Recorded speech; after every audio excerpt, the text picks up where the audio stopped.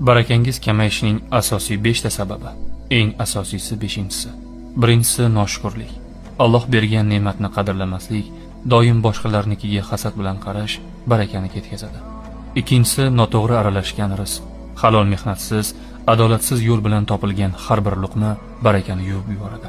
Halol oz bo'lsa ham barakali bo'ladi.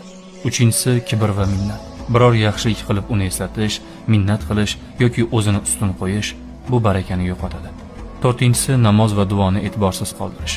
Alloh bilan aloqa uzilsa, hayotda tinchlik va baraka yo'qoladi. Duo va ibodat barakani qaytaruvchi eng qudratli kalitdir. Va nihoyat 5-inchisi gunohni yengil olish. Ba'zan inson gunoh qiladi, bu insoniy hol, ammo undan ham xavfliroq narsa gunohni mayda narsa. Hamma shunday qiladi-ku deb oqlashdir. Bu barakaning eng yashirin o'g'risidir. Aslida barakani yo'q qiladigan sabablar ko'p va shu bilan birga barakani oshiradigan, inson hayotiga baraka kirib kelishi uchun nimalarga ahamiyat berish kerakligi bo'yicha ham ilmlar bor.